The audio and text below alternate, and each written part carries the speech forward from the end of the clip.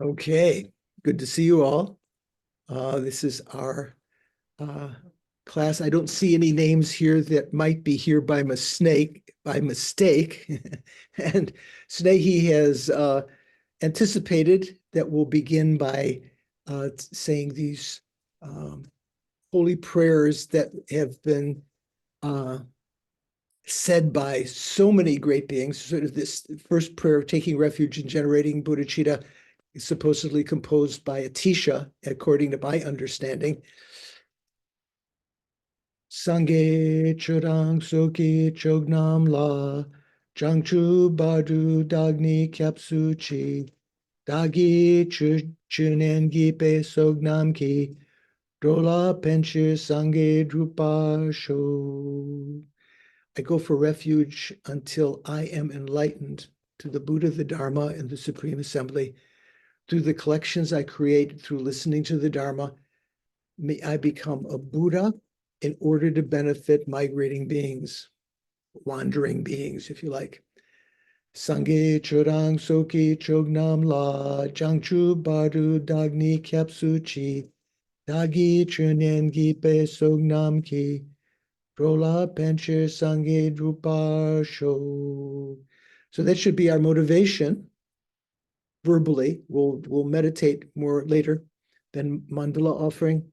By offering this ground anointed with perfume and strewn with flowers, adorned with Mount Meru, the four continents, sun and moon, visualized as a Buddha realm, may all migrators enjoy a pure realm. O holy and perfect pure Lama, my primordial guru, from the clouds of compassion that form in the skies of your Dharmakaya wisdom, please send down a rain of vast and profound Dharma, precisely in accordance with the needs of those to be trained. Idam Guru Rana Mandalakam Niryatayami. Okay, good to see you. Karen is here, David. We're missing a couple of people off to do retreat and to attend the Yamantaka empowerment at Thupten Norba Ling. So we're going to begin with a little meditation to set our motivation on another level, hopefully a deeper level than just the verbal level of the prayers. Sit comfortably. Relax your body. Relax your mind. Remember, you don't have to attend to anything else. You don't have to multitask. And first of all, place your attention on the breathing in front, the respiration.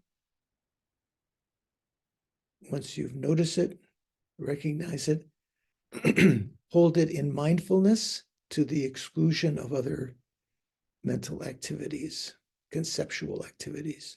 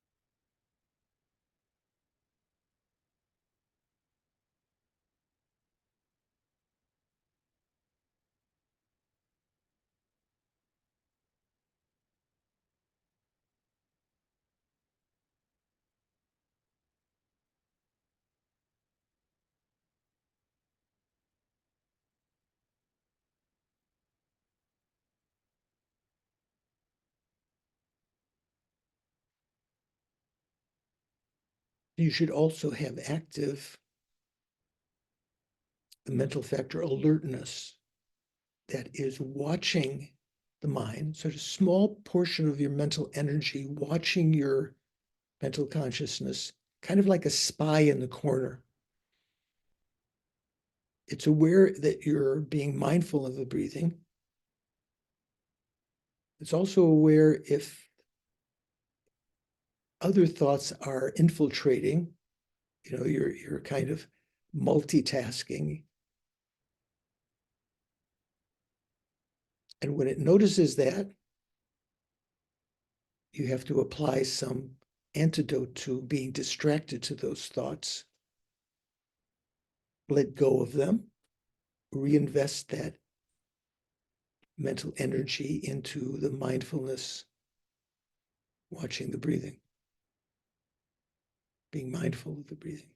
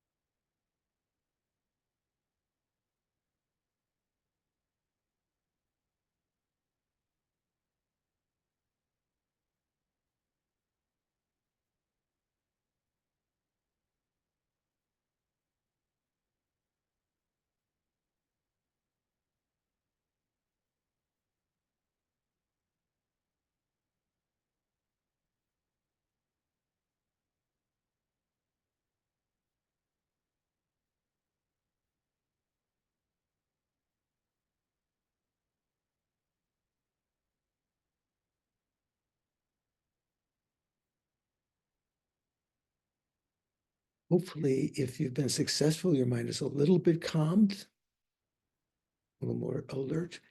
Now let go of your attention, mindfulness to the respiration, and instead place it on the mental consciousness.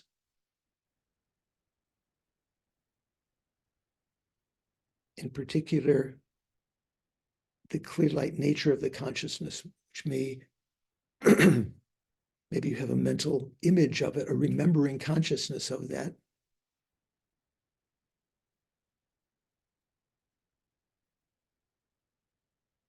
The fact that content to the mind, whether it be images or verbal conversation with yourself or various thoughts that are coming, memories, plans, observations of the present, all of those can enter into and exit the mind without any hindrance. The mind is not like molasses or honey that hinders the housefly from getting out of it because of its viscosity. It doesn't even have the viscosity of water, which is usually allows fish to swim and so forth, but more like space. It's clear light.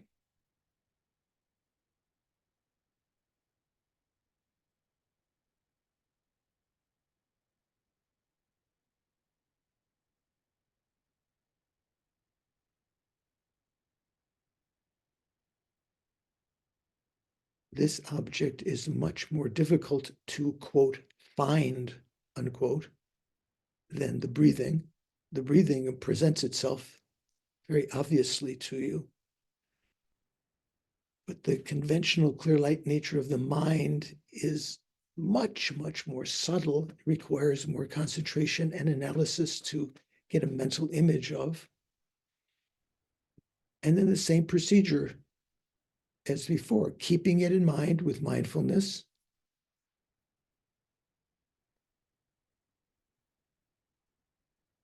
You can even begin with just a non-conceptual state, like space, very clear. And graft onto that. Tell yourself, this is the lack of obstruction of my mental consciousness to the entry or reabsorption of material into my mental consciousness. This is my developmental Buddha nature. It is a clear light nature, conventional clear light nature of the mind.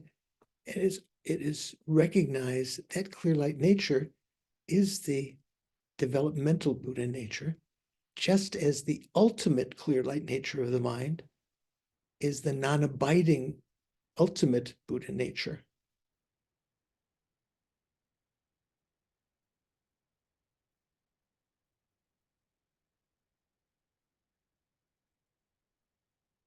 We don't have to be unhappy. We can let go of those unhappy thoughts. Because unhappiness is a mental, conceptual mind.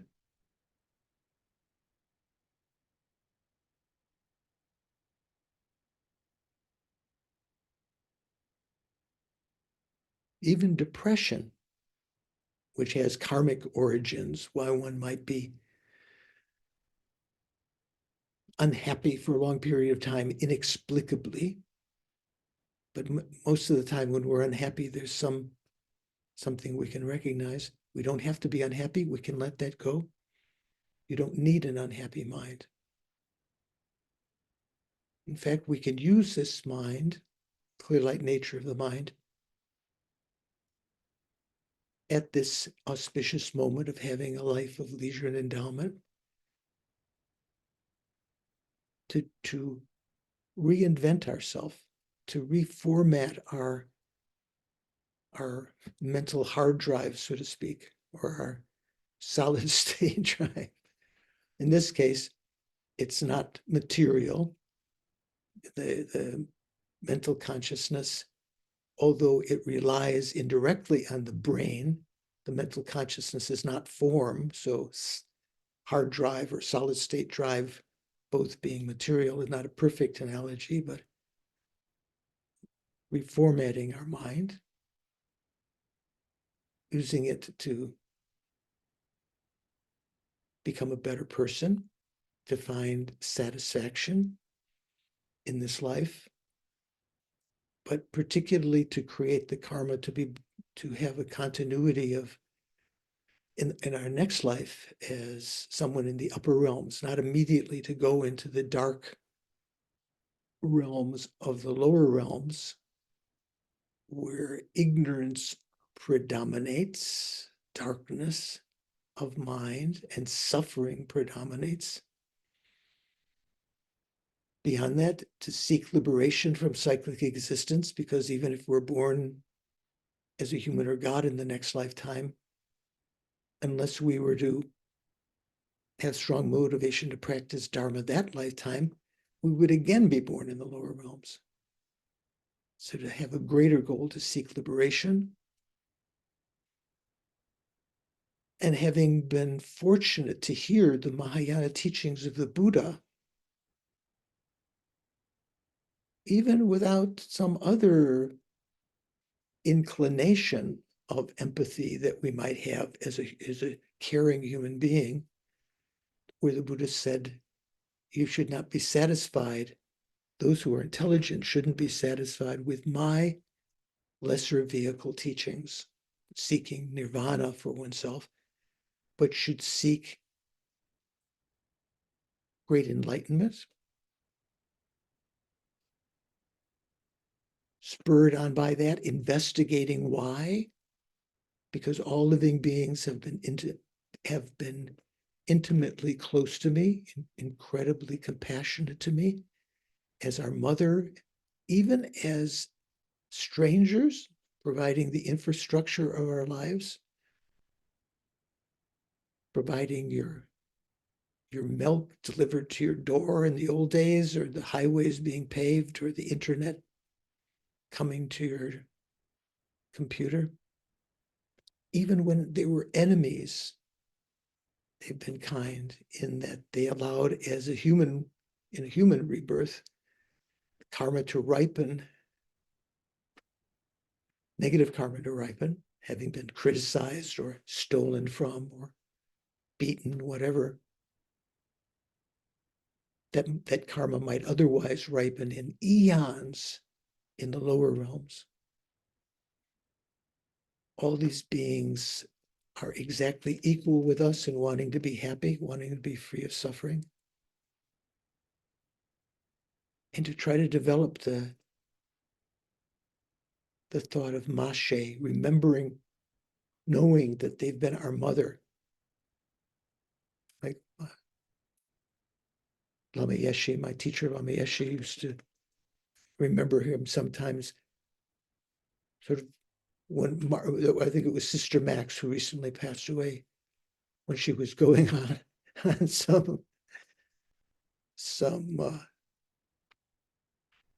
tirade about something, and Lama was muttering under his breath, "Mother sentient beings," muttering under his breath, like Khepri Trijang Rinpoche when he would look out, or Atisha when he would look out his window, see the cows in the pasture, and his disciples could hear him saying, "Mother," recognizing all beings, whether it be animals or other humans, they've all been our mother numberless times, to develop that warmth. We have that opportunity this lifetime.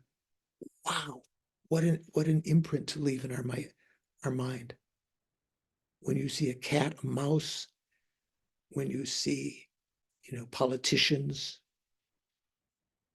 even though you don't agree with them, or the animals might be irritating, or some might be, mosquitoes and so forth, might be very irritating to think they have been my mother numberless times.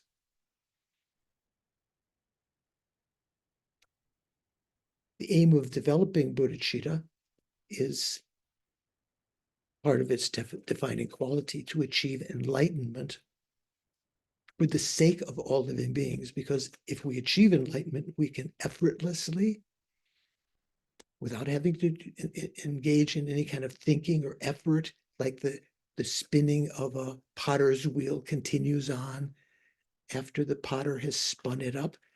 Once achieving the state of enlightenment, all the Buddhist activities are done effortlessly,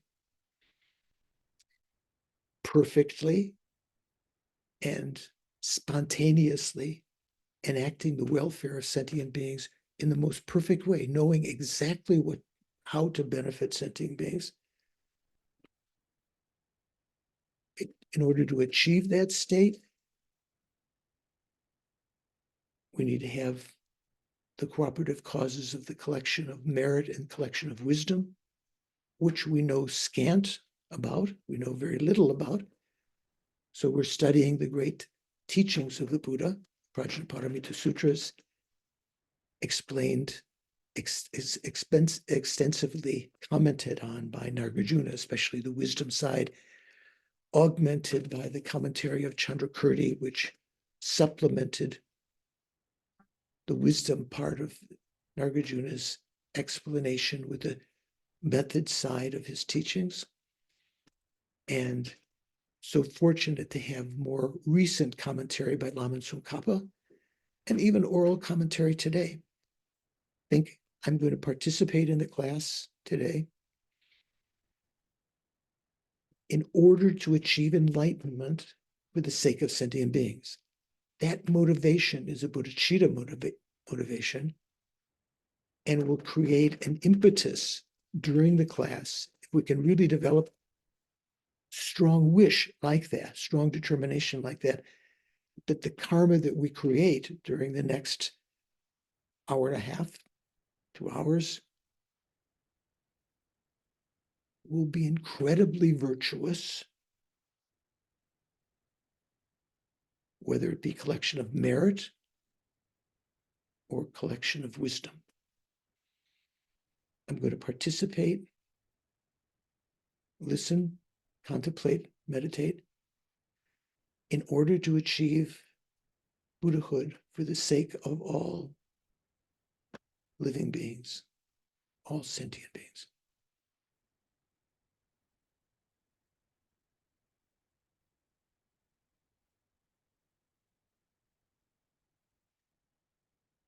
Okay, thank you.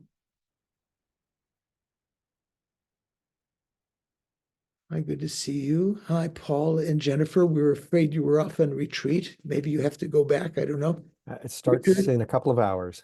Okay, good. Richard, good to see you. Anna. I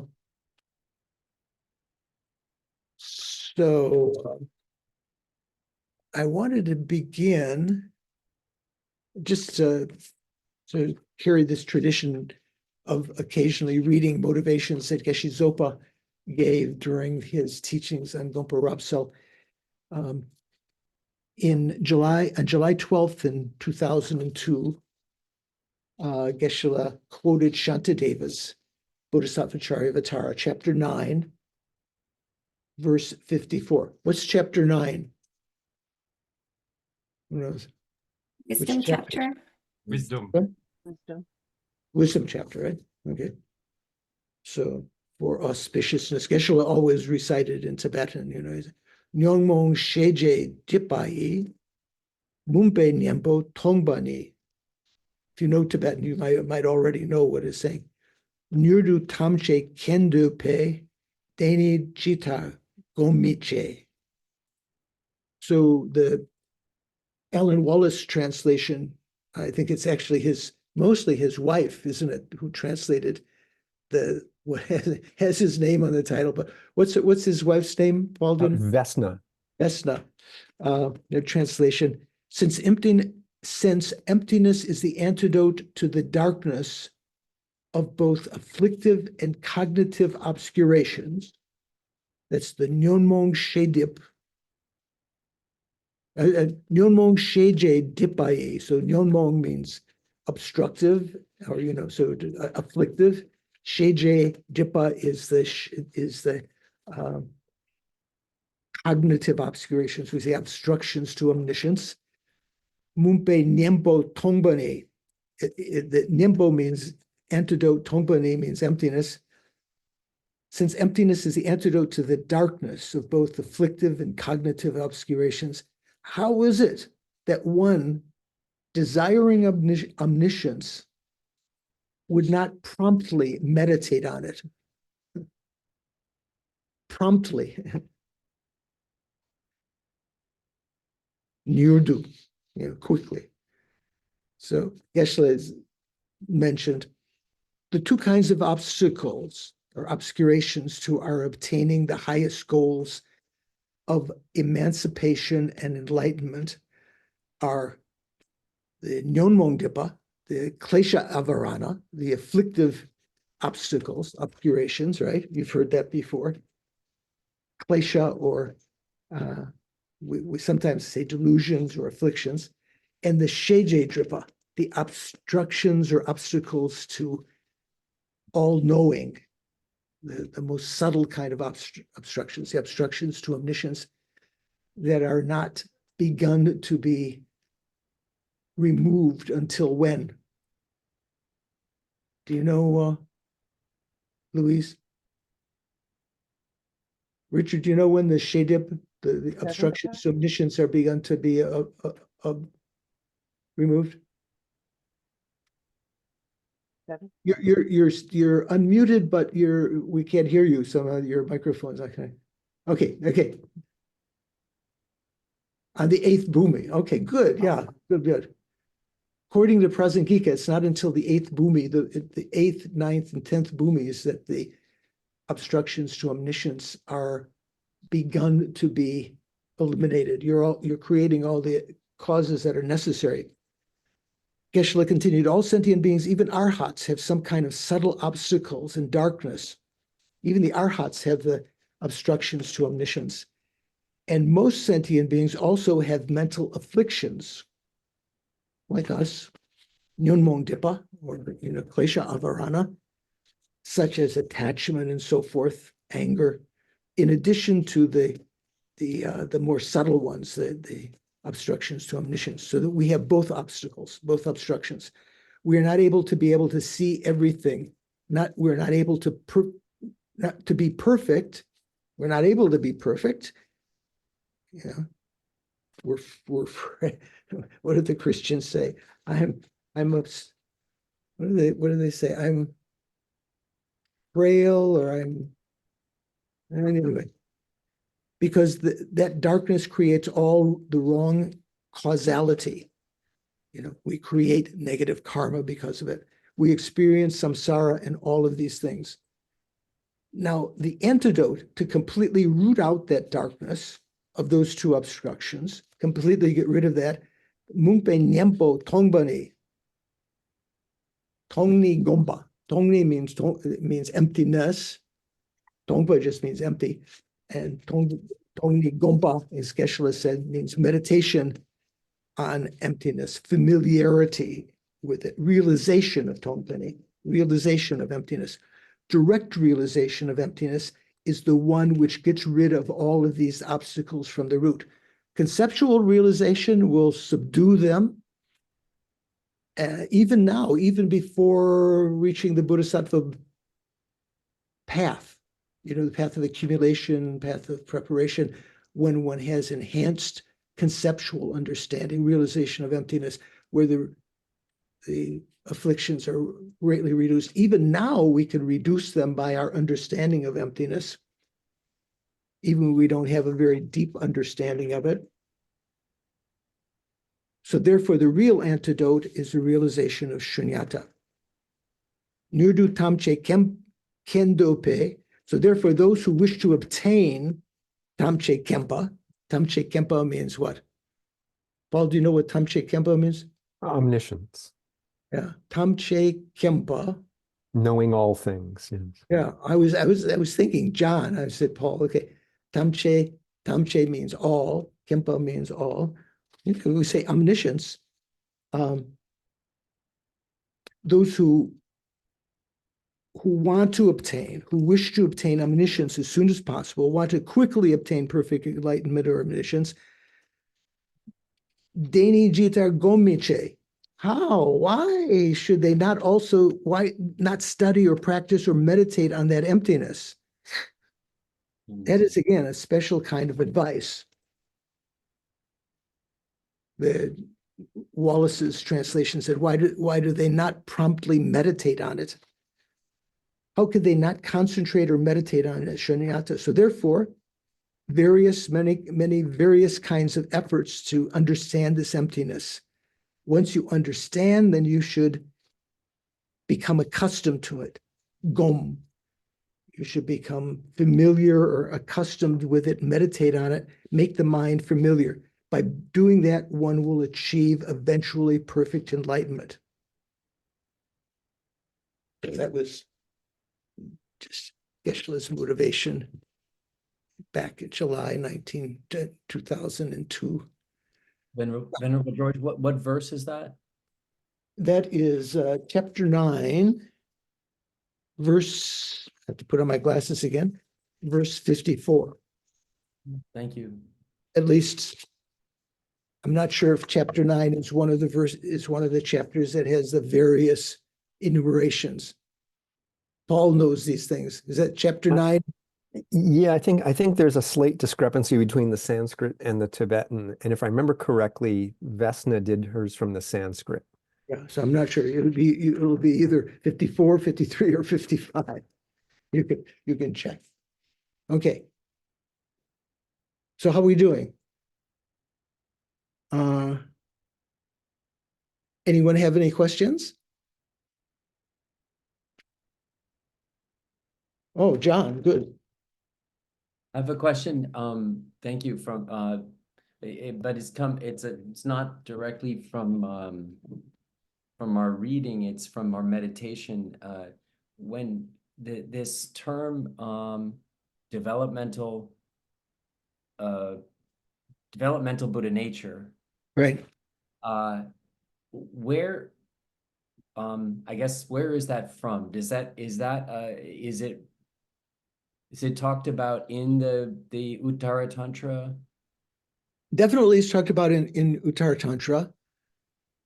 Also other places, other sutras. It's not just one source. It's not just, it's not like a Tibetan invention or something like that. So usually when we talk about the different terms, Buddha nature, like in the various sutras of the third turning of the wheel.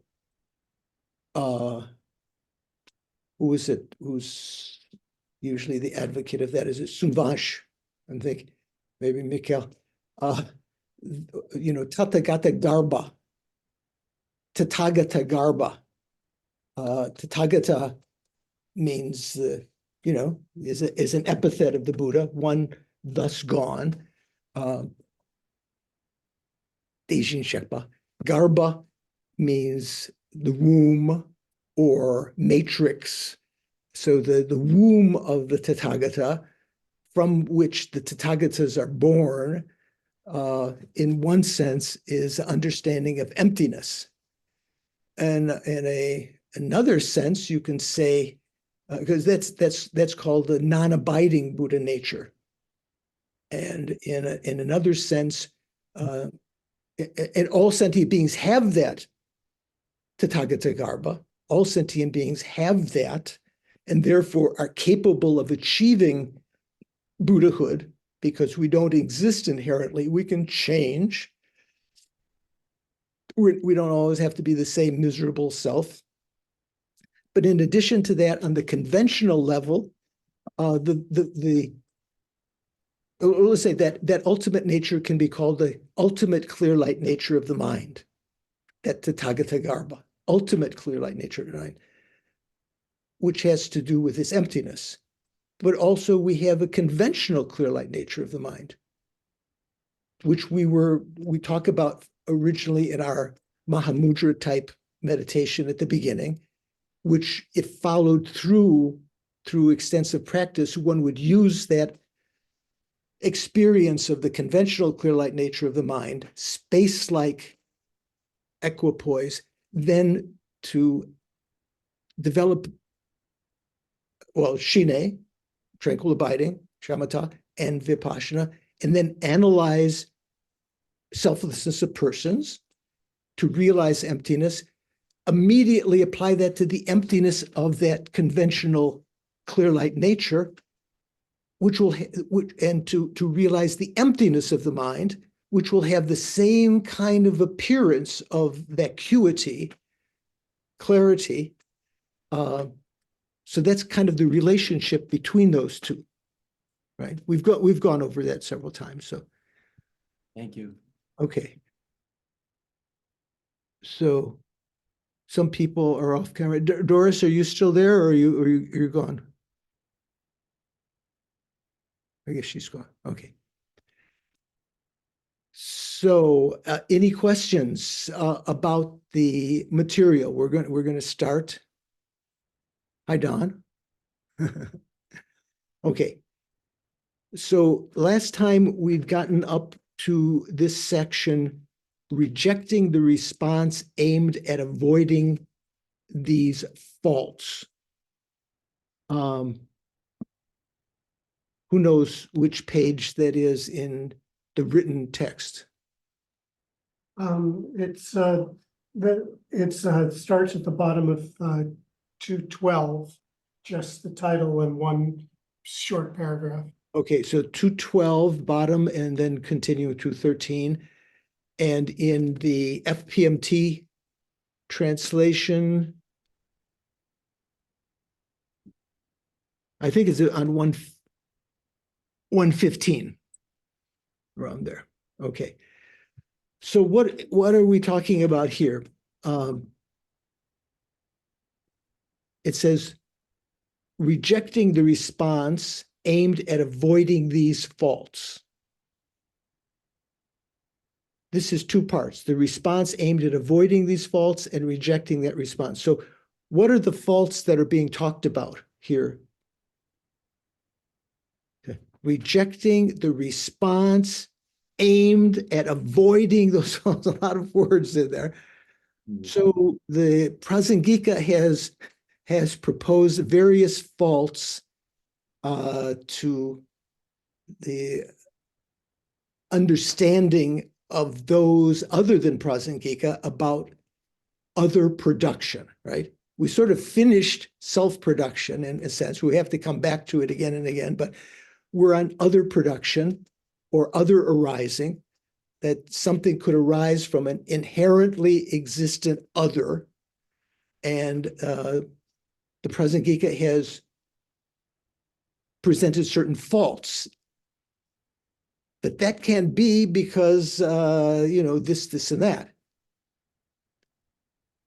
Now, those people who were shocked by this, they say, no, come on, you say what we mainstream Buddhists from the Vaibhashika, Sautrantika, Chittamatra, and even the Svatantrika, Madhyamaka, we all say there is other production from inherently existent other. None of us accept production from self.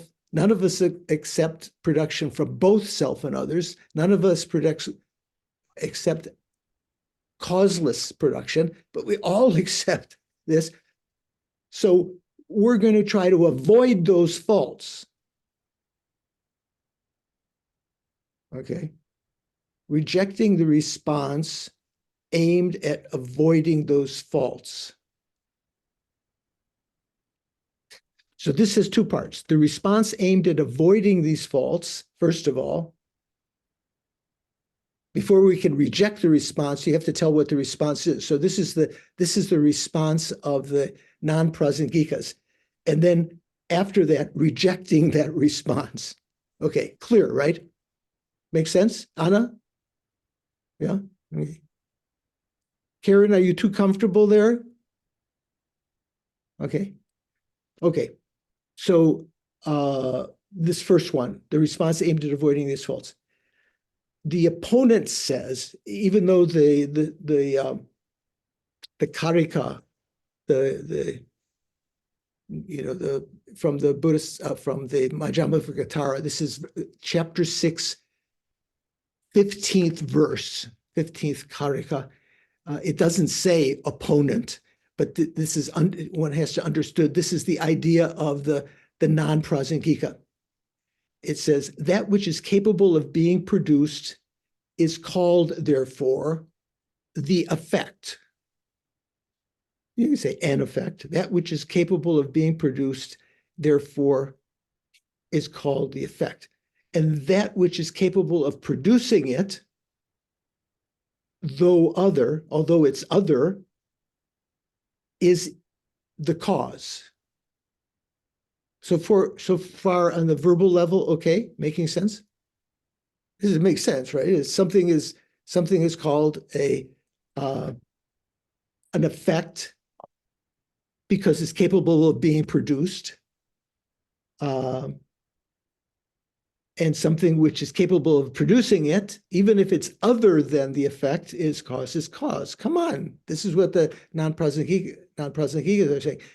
Sharing the same continuum, that is the cause and the effect, could cause and effect be of different continua? Snehi is aghast. Why not? Snehi. Because there would be no relationship between the two. If they were of different continua, right? Yeah. Yeah. Sharing the same continuum, the effect arises from its producer. Its producer is another way of saying its cause. Hence, rice sprouts cannot come from something like barley seeds. Is that statement coming out of thin air? Why does this non-Prasangika say rice sprouts cannot come from barley seeds? Mikhail, do you remember?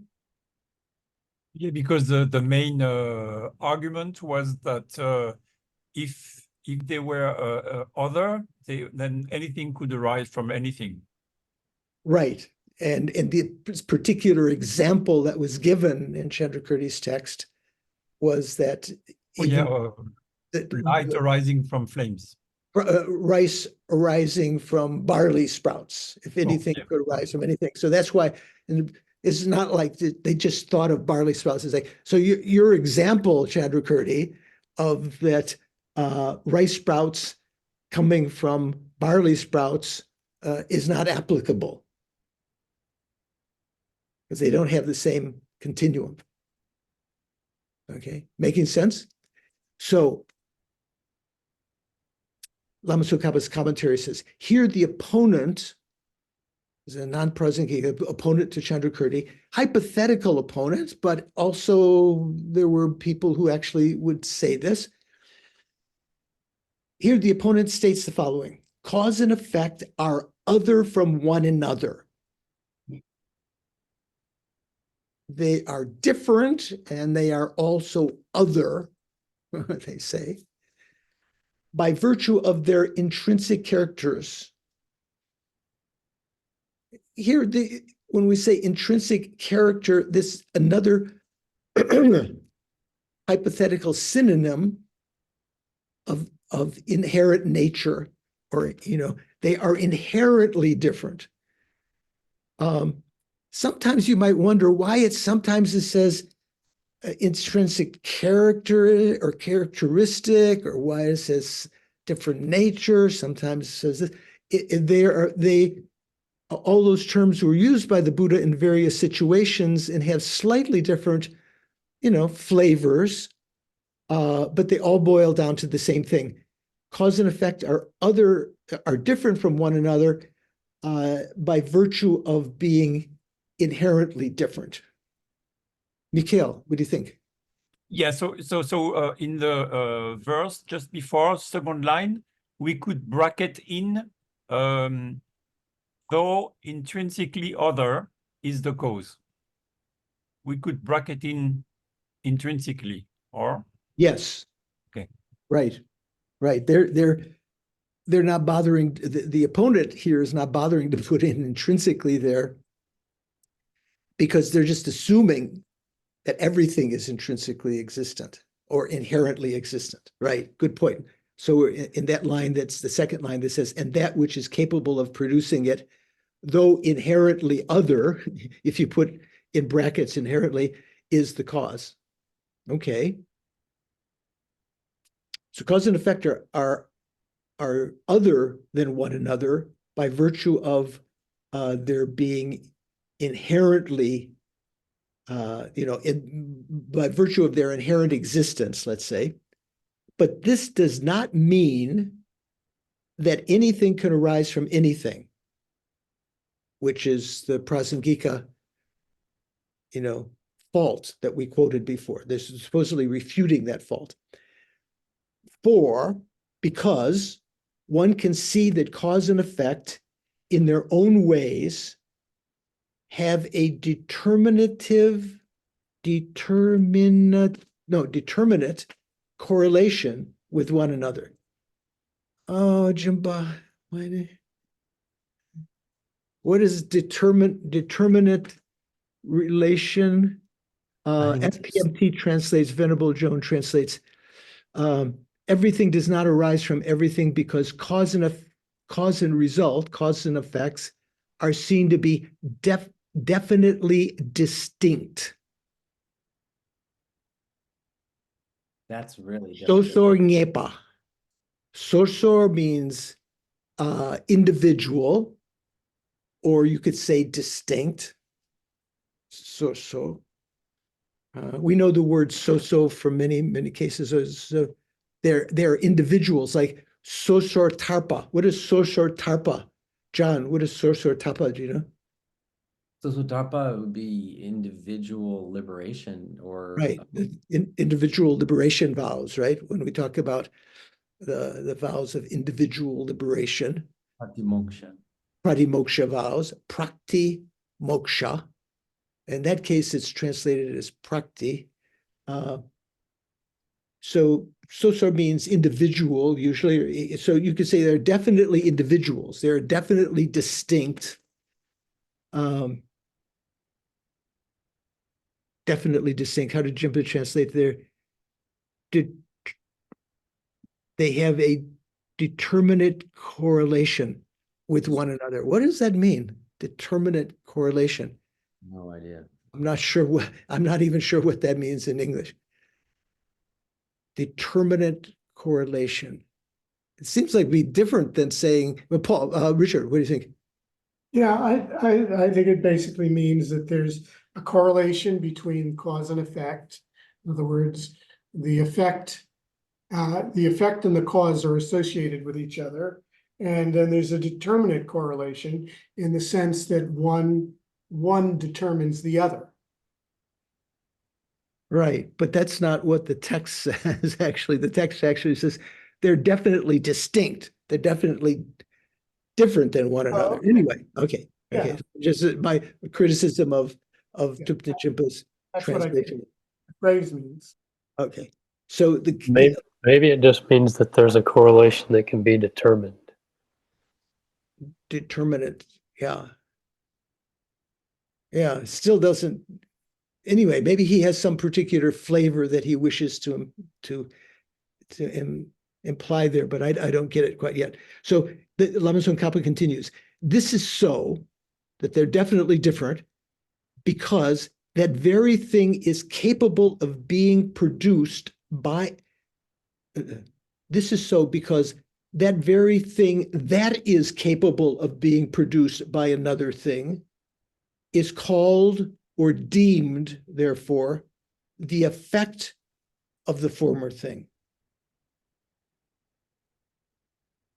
This is a President Giga would also agree. You call something an effect of something else because it can be produced from that thing, right?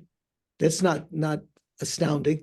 The presence of the word therefore is at variance with the commentary. So that means in the root text,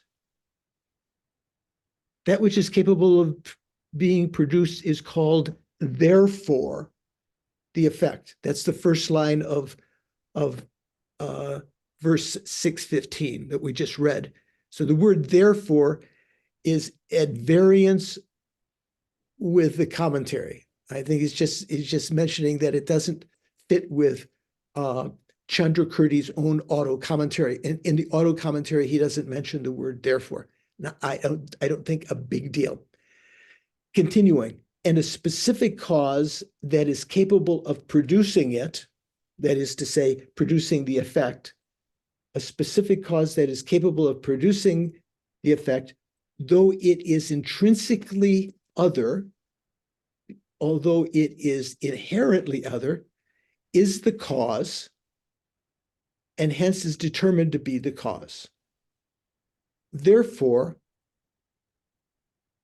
so they assert, Jimpa adds, so this means this is the non-prasangika. Therefore, it is only by means of a special type of otherness. It's just not general otherness, not a mere otherness that the below prasangika is saying. It is only by means of a special kind of otherness that cause and effect are posited, not on the basis of mere otherness in general. Actually, Prasangika would say it has to be by virtue of a mere otherness. But they're saying there has to be a special kind. What's the special kind of otherness here? Sumvansh, what do you think? Are you following along? Oh, Diana, what? I think it gets back to determinate, which I think in English at least means it has been determined. Also, it can be determined.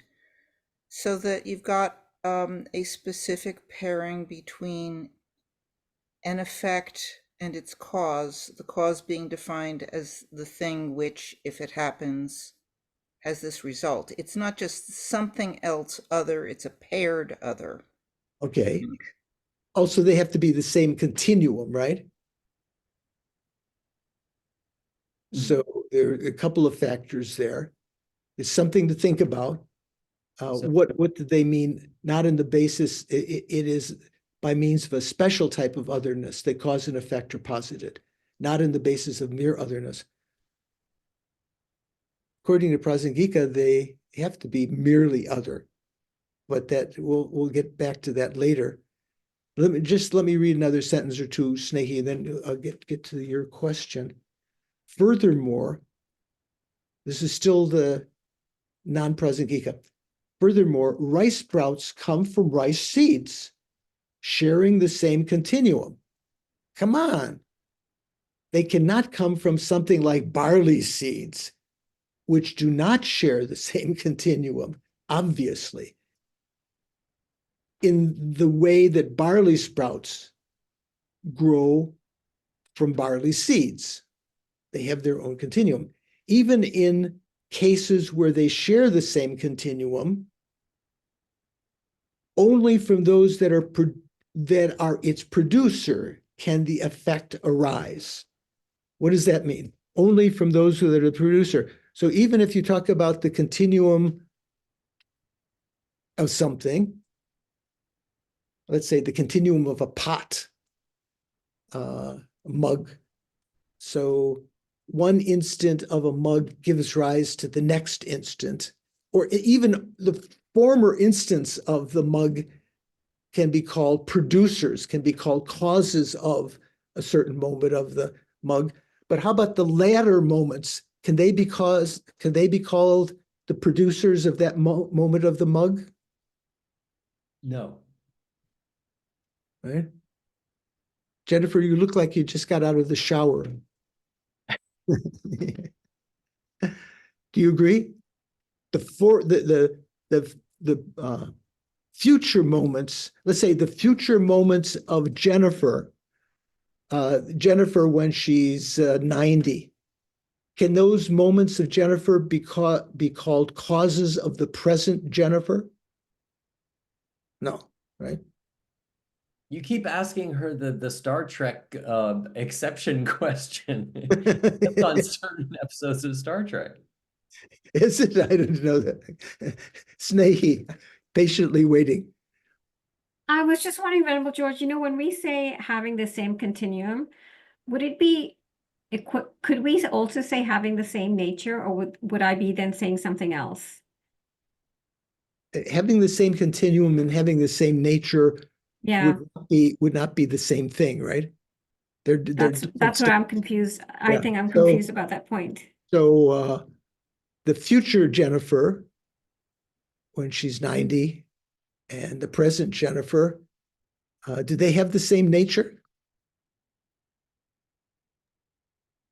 I think so. I think so, yeah. But they have the same continuum. But in general, for two things to have the same nature, they don't have to be the same continuum. Say, for instance, my table that's right here, you can't see it. My table and its impermanence, they have the same nature.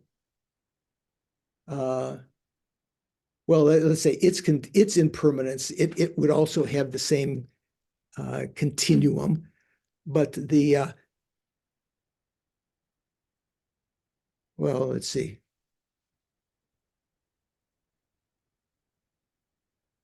I'll have to think about it. I'll get back on that question. Whether the same continuum, the same nature, you could have two things having the same continuum. And could they have the same continuum of be of different natures? I'll let you think about that. I'll think about it also. Okay, good question. Okay. And so, Jennifer, let me just finish that sentence. For example, subsequent instances, in other words, later instances, do not produce the preceding instances. The later instances of Jennifer when she's 90 do not produce, are not causes of the present Jennifer. It is only the preceding instances within the same continuum that produce subsequent instances. So the immediately preceding instant of Jennifer was a cause of the present Jennifer.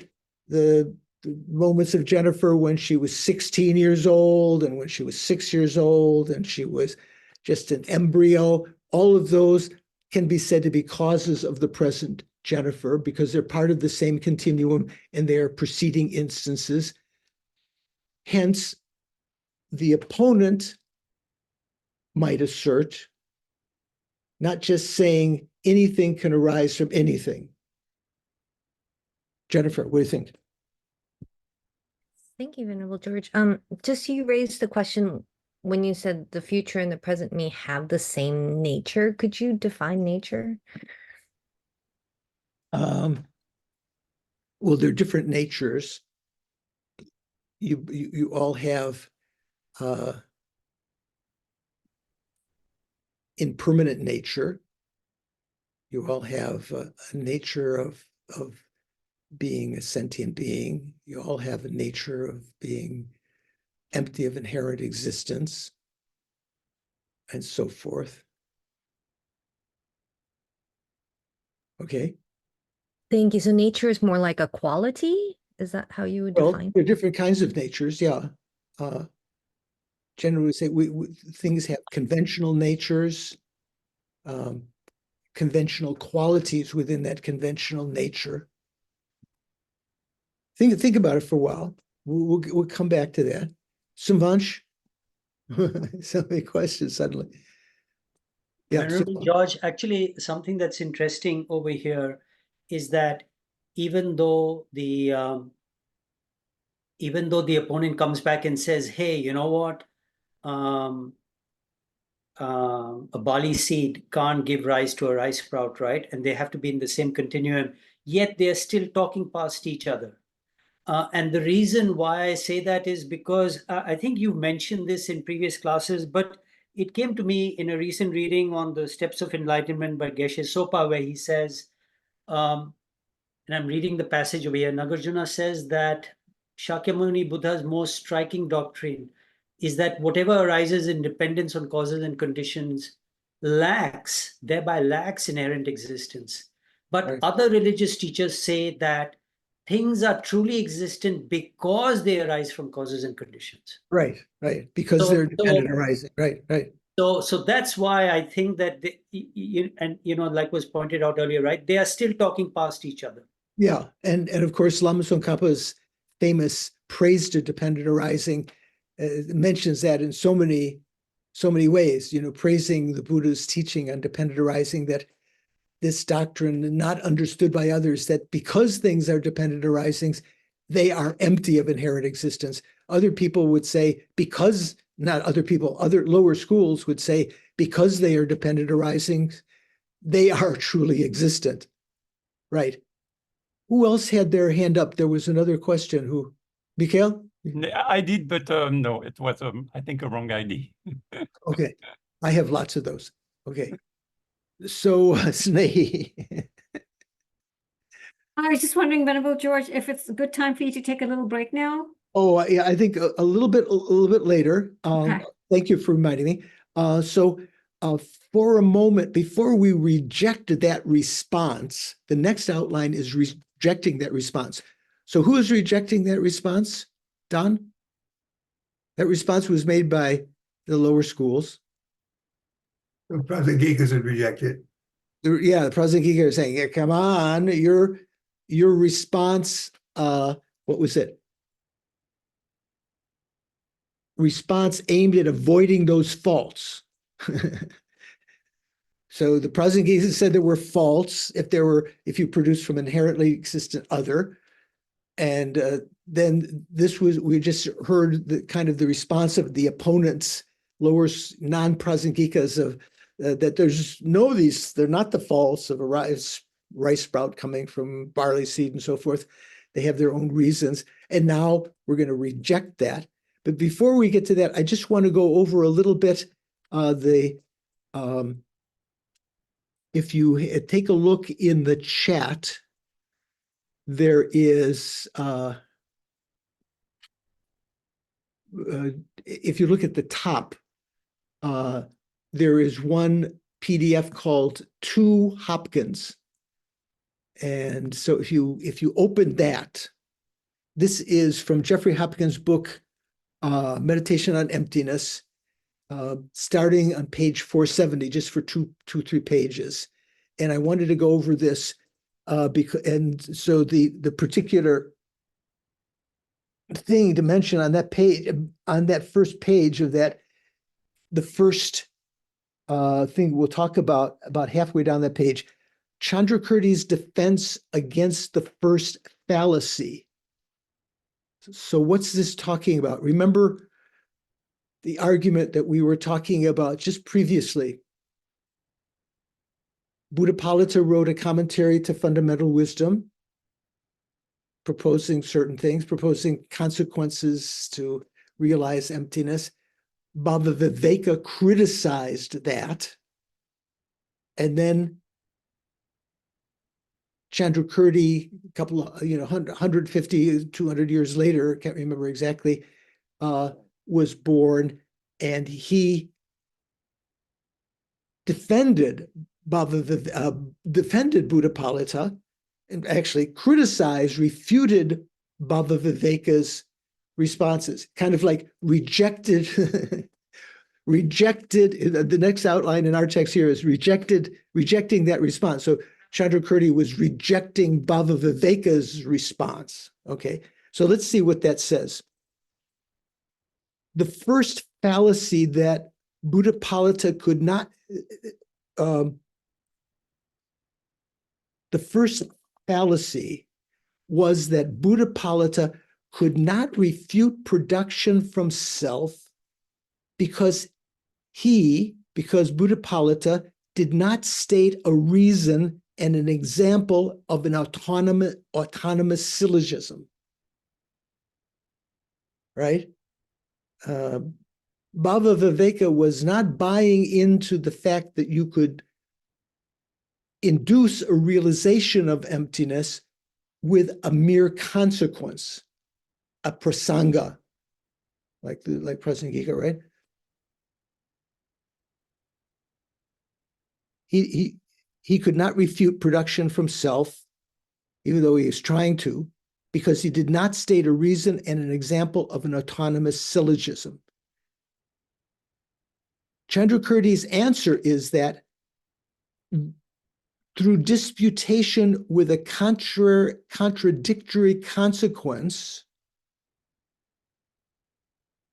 an opponent can indeed come to accept that there is no production from self. So the PDF I have is sort of flawed because when you're making a PDF from some of these texts, the Sanskrit letters don't come up. It says Chandrakirtis or something like that. It's Chandrakirti. That F is supposed to be long I, Sanskrit long I. Okay. Chandrakirti's answer is that through disputation with a contrary consequence, so disputing with an opponent using a contradictory consequence, that can indeed come, that opponent can indeed come to accept that there is no production from self.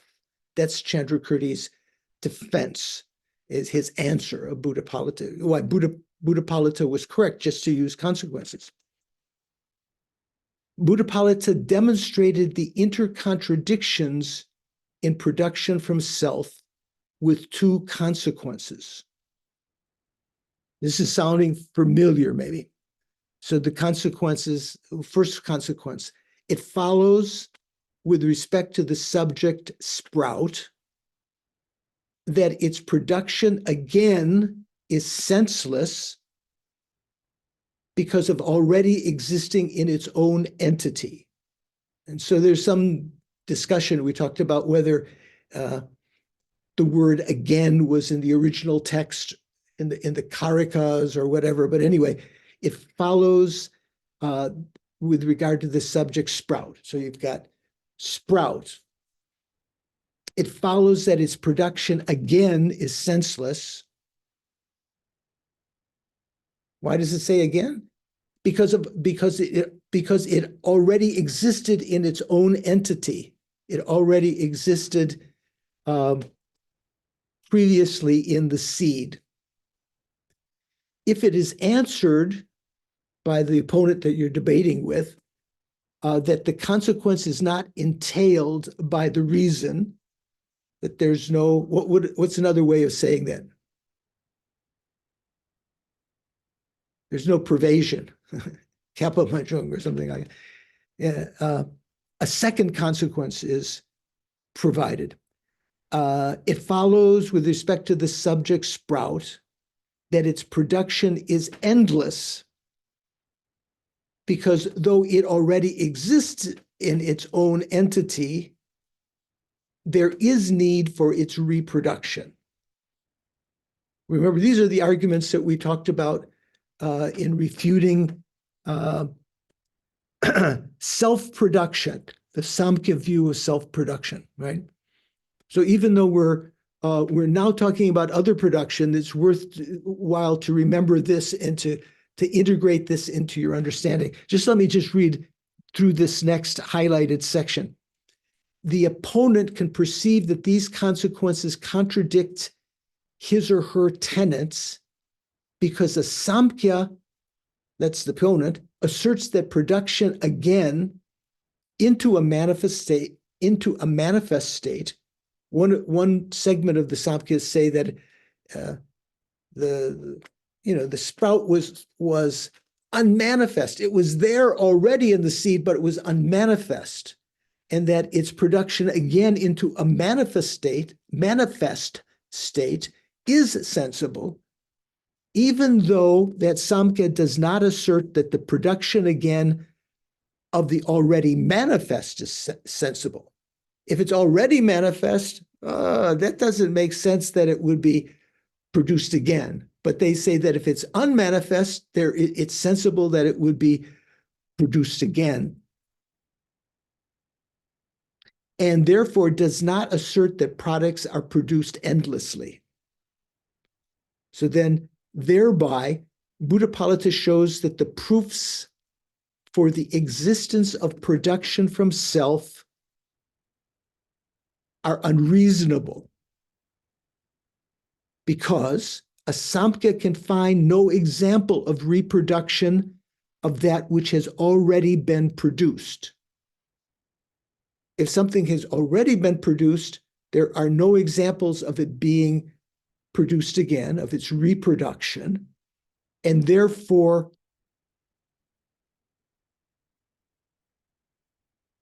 these consequences will be a problem for the Samkhya. Since senseless reproduction and endless reproduction or production of that which has already been produced contradict their own tenets about production, the Samkhya is caused to fall away from their assertion of production from self.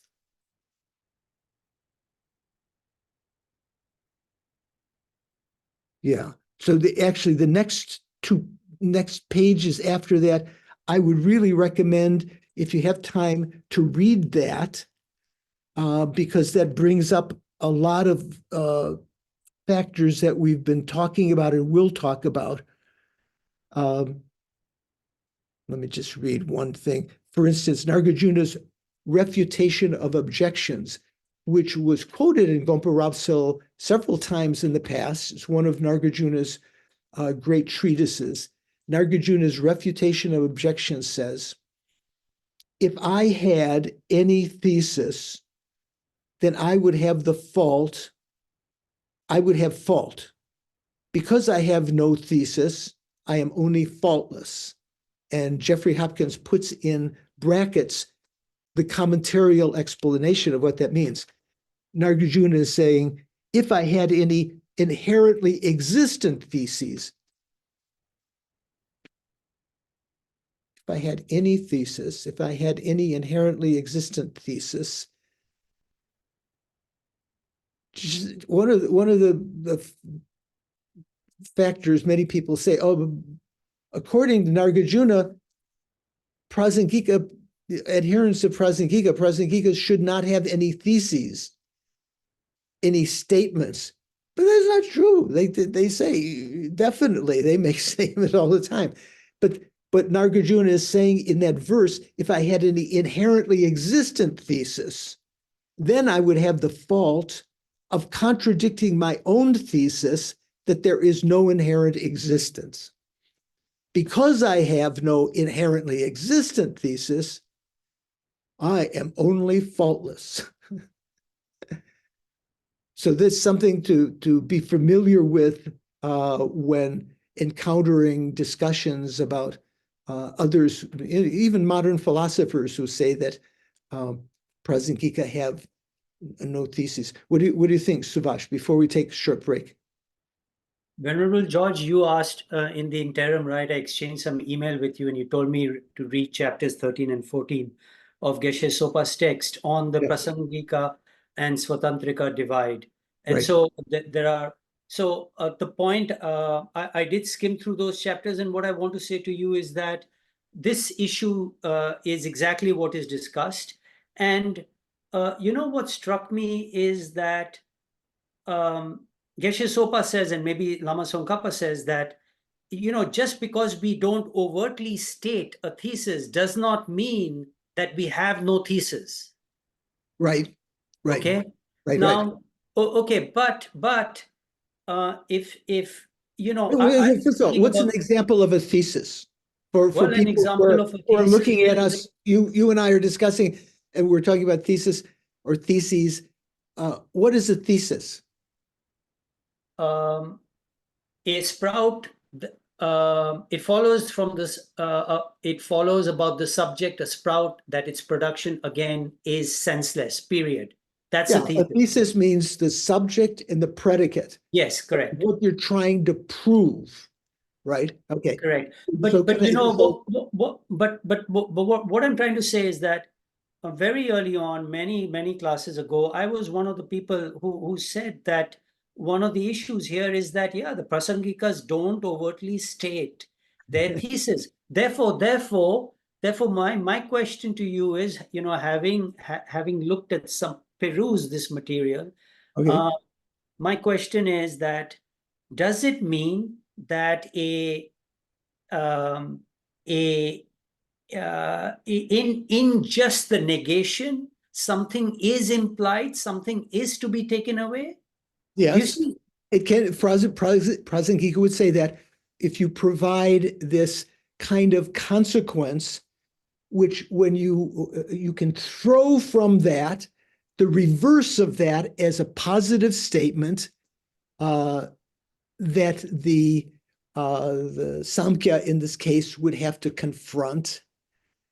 And that consequence, in certain circumstances, the syllogism that is thrown by that consequence is accepted by Prasangika. In some circumstances, the consequence, the syllogism that is thrown by that consequence is not accepted by Prasangika. That's the section that we just finished. Long thing. There were 3 quotations from Prasanapada that seem to say, that we didn't accept the reverse of these consequences, but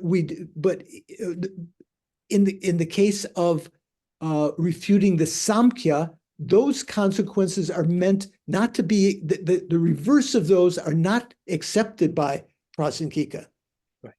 But the reverse of the consequences in refuting production from other are accepted by Prasangika. Yeah. So go ahead.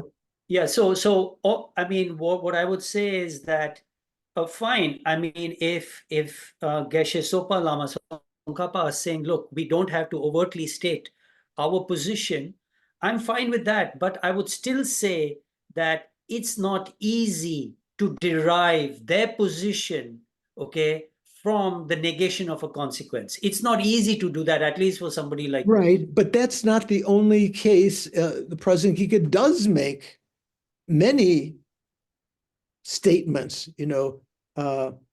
many theses, that Yeah, where for it is. instance, phenomena are not inherently existent. That's his thesis. Yes, correct. They state it directly. It's just that they take from fundamental wisdom certain statements of Nagarjuna that Buddhapalita used in his commentary. That you Right. can't you can't, to certain people, you cannot provide an autonomous syllogism to someone because there's not a commonly appearing object. Okay, let's take a little break. Just a few minutes. It can be a little bit confusing. This particular phrase that we were talking about before, that FPMT, that Venerable Joan translated as definitely different, and Jimpa translated as determinative correlation. Those two translations don't sound much like one another to me. Maybe they do to you. So the particular term in Sanskrit of sosor nyepa that the Tibetan is meaning to translate is prati. So that's the sosor, prati niyama. Prati niyama. And that means determined by distinctness, general rule, general prevalence. And one of the dictionaries says it means the difference between cause and effect, a definite distinctiveness as one of the 10 non-concurrent formations. So anyway, that's something I will check up. That particular term that I sort of didn't feel comfortable with Jimpa's translation, where he said determinative correlation, and maybe it's not that bad. Okay, so let's continue on. How are we doing? We okay? Well, I wanted to, yeah, I'm glad you, Venerable George, I'm glad you say that, because it becomes pretty critical term for the upcoming translation. What this sosor nyepa, Right. and I'm really not sure I understand determinate correlation as but Was maybe that it'll become more clear. That was Jimpa's translation? That's Tupan Jinpa's translation. Yeah. So we'll check on that. If you have a Sanskrit, Tibetan Sanskrit dictionary, I was looking at the University of Wisconsin, University of Virginia online dictionary that I was just reading from. That's easy to find. Sorsor, you could put in the Tibetan, Sorsor Nyepa, and it gave Prati Niyama. It's all as it sounds, without any long letters or accents or anything. And so you could check also in Chandra Das, Muni or Williams rather, the Sanskrit dictionary, what any kind of variations of that are. But it's sometimes, maybe even in, what's the famous, Paul's not here, what's the famous, Edgerton's Buddhist hybrid Sanskrit, it may have that prati niyama as having a particular meaning. Anyway, let's continue on with the next section. So the non-Prasangika just tried to defend itself by what was the name of that title? The response aimed at avoiding those faults. They tried to avoid the faults that the Prasangika said accrued if you accepted production from an inherently existent other. So now Prasangika is going to reject that response or those responses. Okay. So Jimpa's translation says, to those who speak of the cause and effect as existing by virtue of their own essences, again, that means inherently. This is another hypothetical synonym, by means of its own essence. In the Tibetan, it says, Ngongiki Drupa. That's another one of the at least 13, 17 or more hypothetical synonyms of inherent existence. So to those who speak of the cause and effect, to speak of cause and effect as existing by virtue inherently of their own essences, we ask the following, or maybe we don't just ask, we say, what accounts for the determinative correlation between a rice seed and a rice sprout? Okay, this is again that term that John just said, this is coming up again. So it's again in the Tibetan, it says Sur Ngepa. FPMT translated it, Venerable Joan.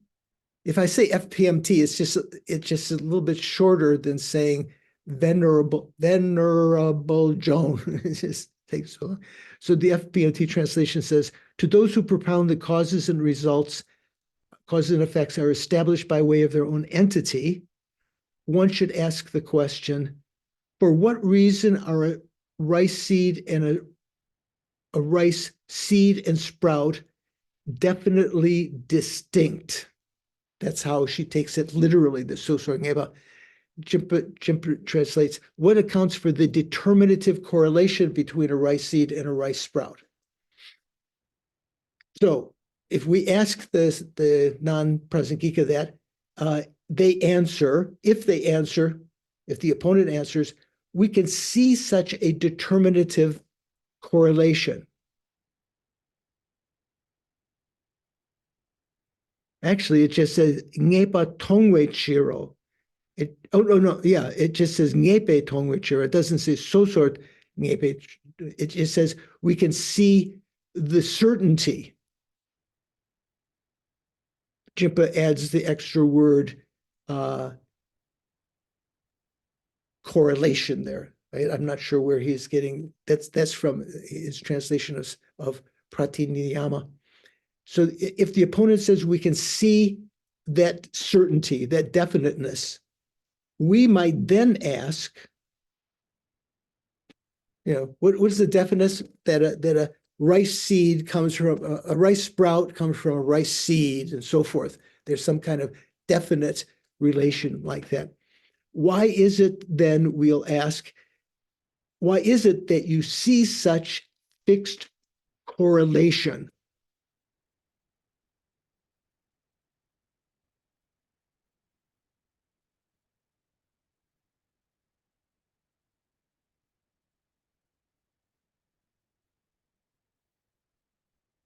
So the Tibetans, Kangichir, Ngepa Tongwe, Dechir Ngepa Tongo. Detar, the Tibetan has Detar Gelshing Takpana, which Venerable Joan translated as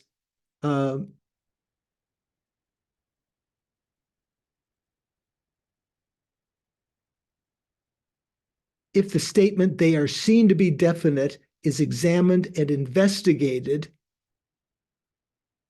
actually the Tibetan says Gelshing Takpa, which is Parya Anu Yoga, which Moni Williams says asking, inquiring, and questioning. It's not talking as Venerable Joan translated as, it doesn't mean as she had translated examined and investigated. It's meant to be an inquiry with the object of refuting a statement through censure or reproach. Okay, anyway, let's get back to the actual text. Oh, 2 Canadian warriors. Jackson and what's Jackson and This is Murphy. Murphy. And this Yeah, is Jackson. Jackson. Yeah, Murphy. I forgot Murphy's name. Okay. Sorry, they I- just wanted to say hi. Okay. Hi. Bye. You get my cash machine? Yes, he did. Okay. Okay. All right, bye. Bye, bye. Murphy. Okay. Bye, guys. So, to those who speak of cause and effect as existing by virtue of their own essences, existing inherently, we, Prasangika, ask the following. What accounts for the determinate correlation between a rice seed and a rice sprout? If the opponent answers, we can see such a determinate correlation, we might say, why is it that you see such fixed correlation? That rice sprout comes from a rice seed and so forth. When probed in this way, that's probed is how he translates what Venerable Joan used two different words for. When probed in this way, the opponent is reduced to simply stating, because a determinate correlation can be observed, we see such a determinate correlation.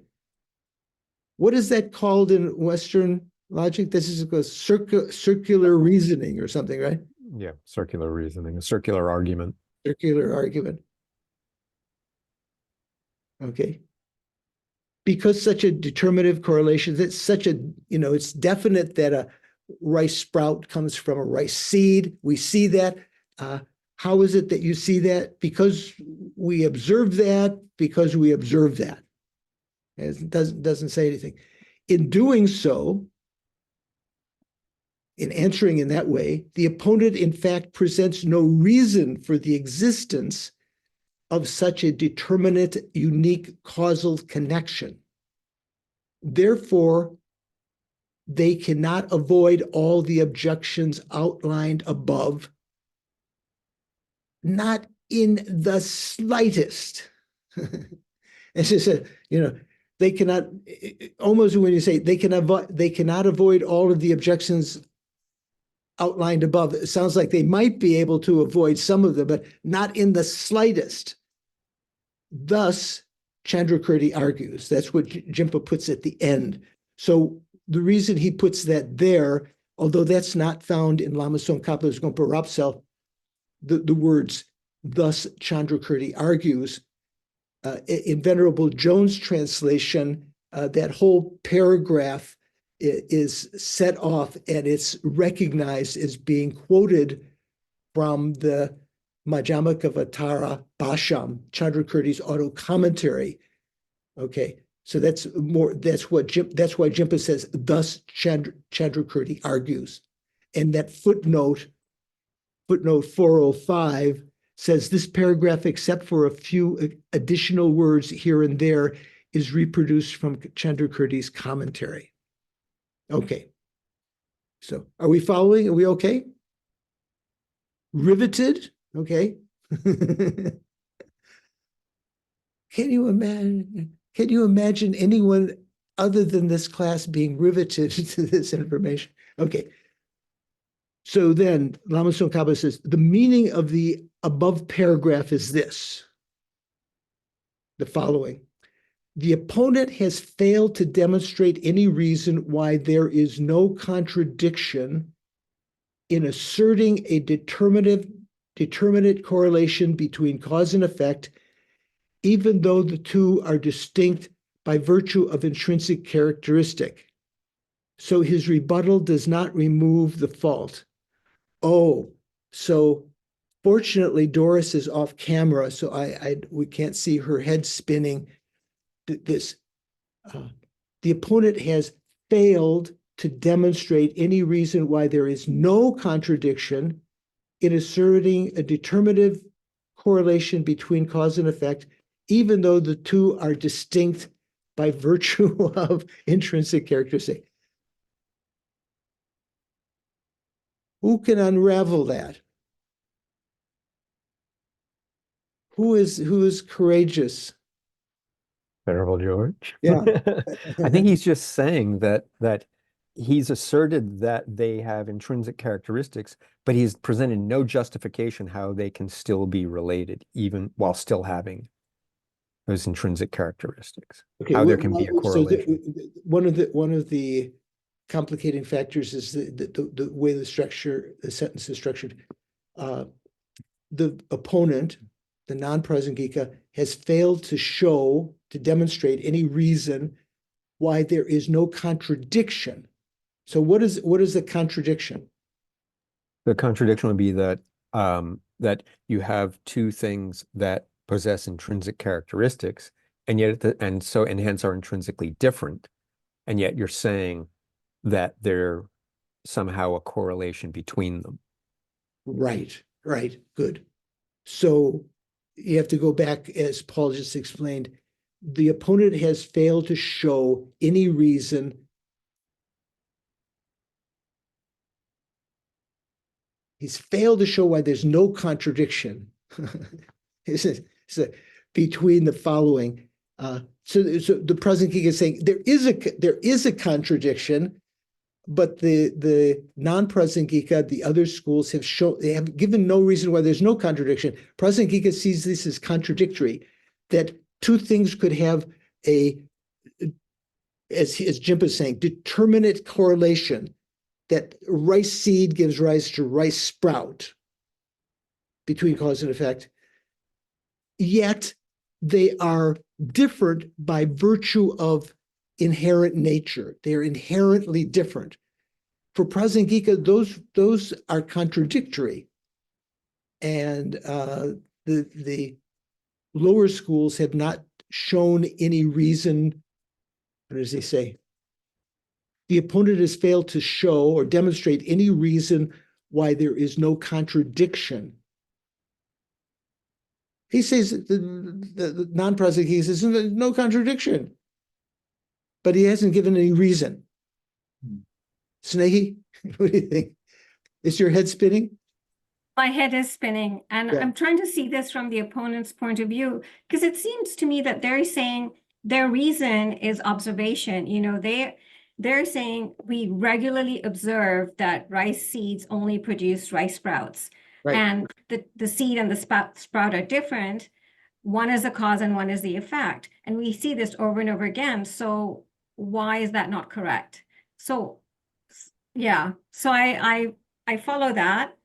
And I don't follow why Prasangika says they haven't given a reason or that's wrong. Right. So Prasangika is saying that if they are inherently different, what was the term they were saying? Distinct by virtue of intrinsic characteristic. Distinct by virtue of intrinsic characteristic, simply stated, they're inherently different. So the lower schools are saying that it's okay to be inherently different because phenomena exist inherently. Prasangika says nothing exists inherently. Prasangika says if two things were inherently different, they could have no relation at all. They couldn't have, as Jimpa translates, a determinate correlation. I follow, yeah. I mean, I follow the Prasangika logic, but I feel like they're imposing their definition of intrinsic difference on the lower schools who accept that you can have two things that are intrinsically different, and yet there can be a correlation between them, like rice seeds and rice sprouts. Right. I understand you are always in defense of the weak and helpless. You would be a good social worker. So Prasangika has not just Prasangika, Lord Buddha, Bhagavan, Shakyamuni Buddha, Nagarjuna, Buddhapalita, Chandrakirti, Aryadeva, all say that if phenomena were to exist inherently, they could not change. If one phenomena was inherently existent, it couldn't change. It could have no relationship with anything else because it exists from its own side without the virtue of being imputed upon its basis of designation. So if you talk about two things, like cause and effect, they could, if both of them were inherently existent, they could have no, there could be no definite relationship between the two, that that particular cause would give rise to that particular effect. That's the point that's being made, I think. Thank you. Does that soothe? Okay. So, Subhash, what do you think? You know, Venerable George, what I'll say is a little bit to Snehi's point, is that if, you know, if you go to the average layperson, right, and you make, and you say to them, you know, do rice seeds give rise to rice sprouts? You know, any average person will say so. Even a Okay? Prasangika will say so. Yeah. I'm with you on that. But Yeah. you see, the issue with this whole dialogue and this back and forth that is going on is the fact that Prasangika will say, you know, is telling the opponent, right? These two people are two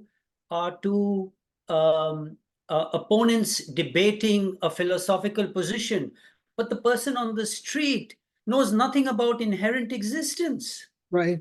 Oh, they do And- know. They are intimately familiar with inherent existence. Yeah. Because But that's they how are things so appear familiar to with it. them, even though they don't use the word, and that's what Yes. they believe. Yeah, but Venerable George, I would say that it took me quite a while, right, to come to the recognition that there was this phenomenon of inherent existence that was going on in my experience. There is no phenomena of inherent existence because a phenomena has to exist.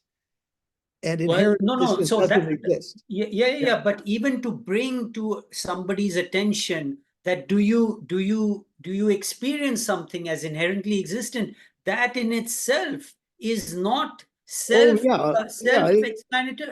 It does not arise automatically. You can't go down to the village tavern and discuss inherent existence with the patrons. Right. I mean, maybe in Ireland you can. I don't know.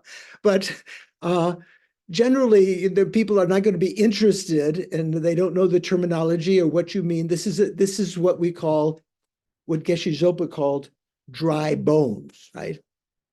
So, yeah. So the crucial point here is that we're trying to refute production from other, which doesn't mean production from mere other.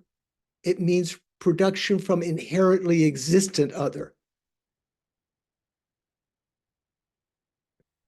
We're refuting that. There's no production from inherently existent other. Finally, when that's refuted, we'll be able to present the Prasangika thesis, because Prasangika does have a thesis that phenomena are produced from mere other.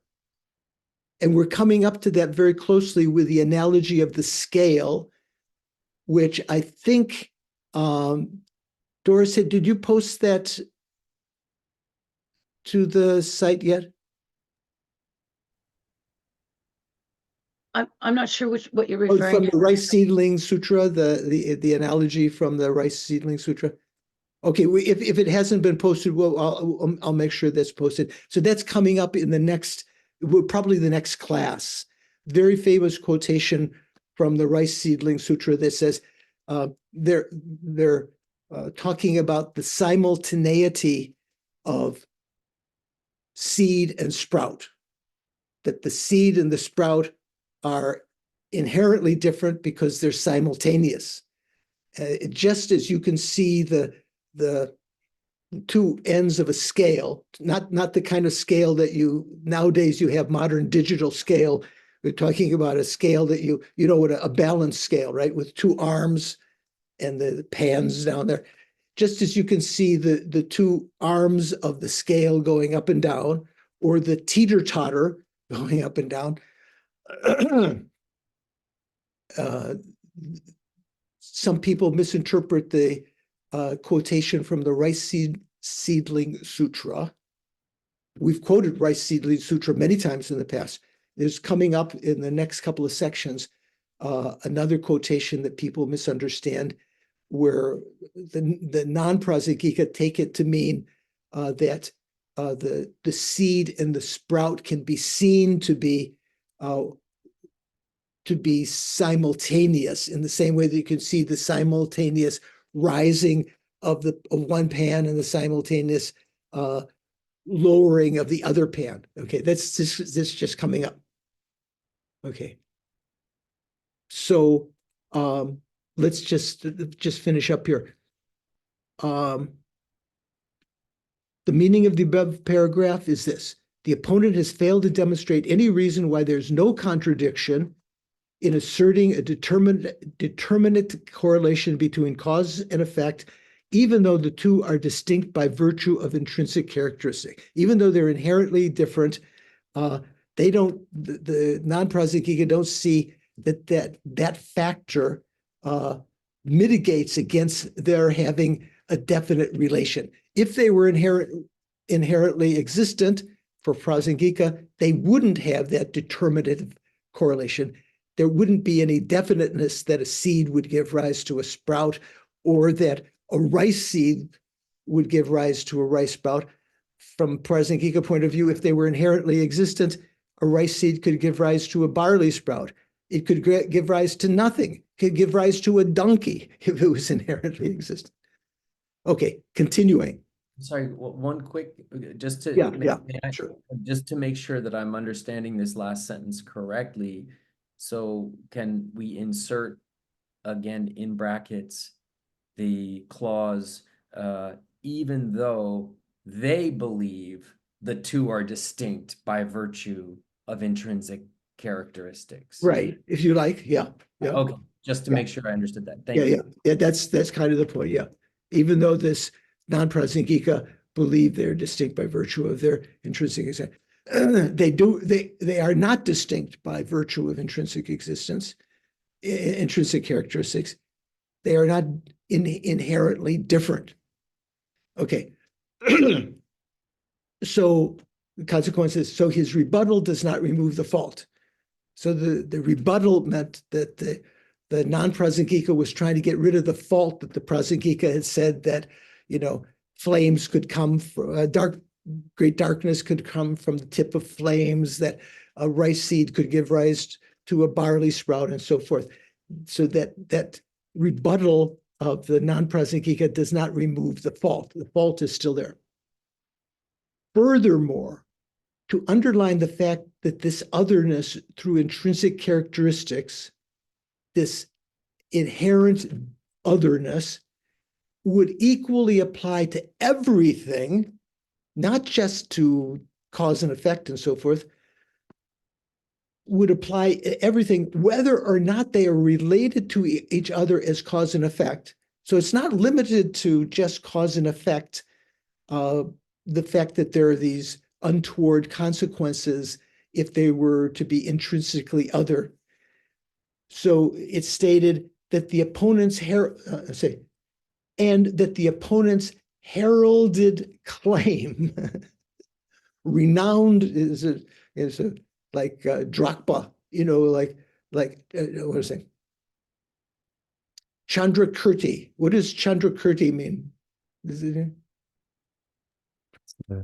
Dawa Drakpa, like famous moon or something like that. Renowned moon. Here he's translated as renowned, as heralded. The opponent's heralded claim. That's kind of nice, poetic, right? It's just the same word we know that's so well-known claim, that the opponent's well-known claim would in fact undermine his own standpoint. So furthermore, to underline the fact that this otherness through intrinsic characteristic would equally apply to everything, whether or not they're related to each other as cause and effect, and that the opponent's well-known claim would in fact undermine his own standpoint. What's this well-known claim? The phenomena are inherently existent, maybe? The text says, and then in parentheses, in brackets, it's got objection. So again, this is the opponent now objecting, right? We've refuted their defense, that there were, we said there were faults. President Giga said there were faults, and then he tried to get rid of those faults, and we've rejected those faults. Now he objects to that. He says, or she says, you do not think of barley, lotus pistils, kimshuka flowers, and so on as producing rice sprouts. Right? You do not think of barley. Everyone knows what barley is, right? Lotus pistils. What are lotus pistils? What is a pistil? I think it's the pollen bearing part of a flower. Right. So there's some connection with kimshuka flower. Anyway, kimshuka flowers are particular kind of flower. Did I not put it here? Oh, I put it in the commentary here. Oops. So the kimshuka is recognized but botanically as Butea monosperma, also known as flame of the forest, Bengal kino, Dak, D-H-A-K, Halash, and bastard teak. The flowers are used to prepare a traditional holly color called kesari. So who's expert? It would only be here, Snehi, I think. What is holly or holy? Oh, the festival Holi? Yeah, I said holy. Yeah. Yeah, I think it's where they burn Holika because one of the king's thinks that Prahlad is going to murder him, and so he asks his sister, who cannot be burned by fire, to burn Prahlad in a bonfire. And so she holds him, but of course Prahlad is protected by God, by Ram, and so, or Krishna, one of them. What And so happened? he What's the gets red. tradition in the streets of Delhi during Holi? Oh, the throwing color. People toss all of this color. If you happen to be a tourist in Delhi at that time, or even a village, your white clothes will be completely colored with colored powder, people tossing these things. So the flowers are also used to produce a traditional holy color called kesari. So it's sort of red, the kesari, I'm sorry, kumshika plant is that color. So the non-present Giga says, you do not think of barley, lotus pistils, kimshuka flowers, and so on as producing rice sprouts. Right, of course, you can't plant a barley seed and get a rice sprout. You can't plant a lotus pistil and get a rice sprout, or you can't plant a kimshuka flower and get a rice sprout. Indeed, they have no power to do so. They can't produce a rice sprout.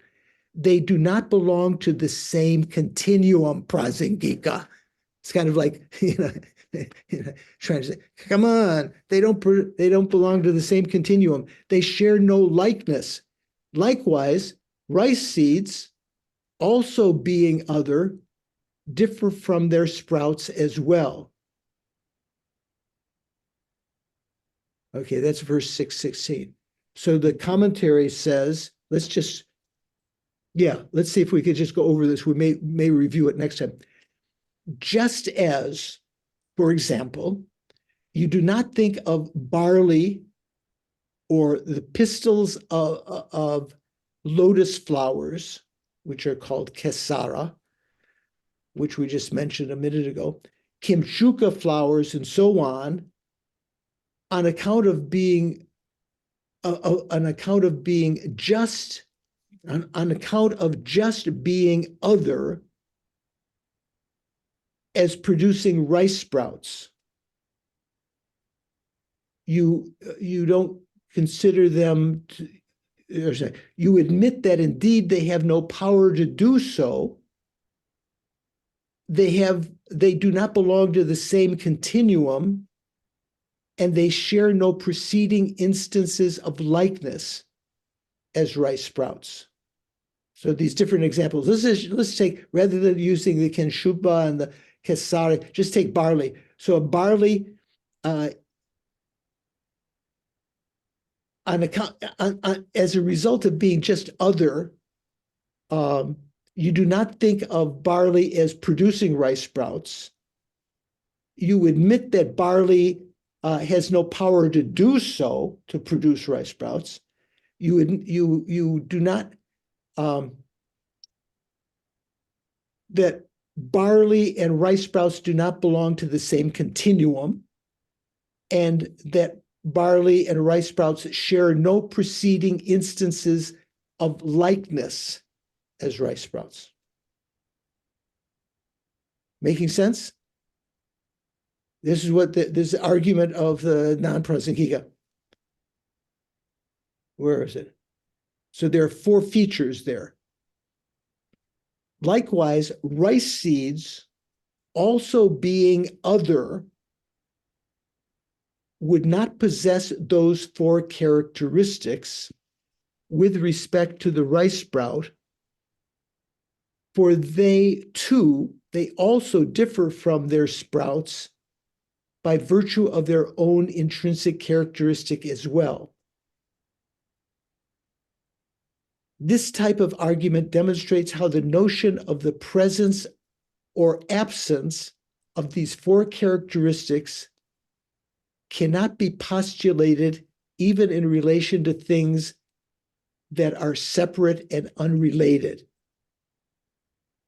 Or, as Venerable Joan said, she translated that paragraph as, just as, for example, barley and cassara, and then she explains the stamens of lotuses and so forth, and kimshuka flowers and so forth, because they are other, they are not asserted to be producers of a rice sprout. They do not have the ability to produce a rice sprout. They are not included in the same continuum, and they are not previous moments of a similar type, which is more precisely according to the Tibetan. Likewise, a rice seed also would not possess the 4 features in relation to that rice sprout, because they would be an otherness that is established by way of its own entity. Furthermore, this is a reasoning that is not able to posit different unrelated objects as having or not having the 4 features.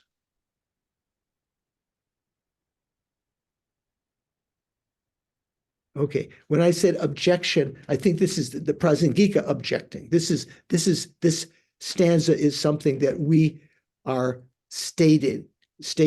Okay, so we'll go over this in discussion group on Monday, but we'll review it again before we begin next Saturday. Next Saturday, we will begin the next section, a specific refutation of arising from other. Now, you thought we already refuted arising from other, right? Richard? We refuted arising from other already, right? And now a specific refutation, having 2 parts. Refuting arising from other, where cause and effect are regarded as sequential, and refuting arising from other, where cause and effect are regarded as simultaneous. That's where the example of the scale will come. Paul, who's with you there? This is Rabia McGee. Rabia, hi. How are you doing? Hello, how are you? Where are you visiting? Paul's visiting you, or you visiting Paul? No. Paul's visiting me in Portland, Oregon. Oh, sweetie. How is everything? Everything's okay. What happened with dear Bill's remains? They're on the beach in the coast of Oregon.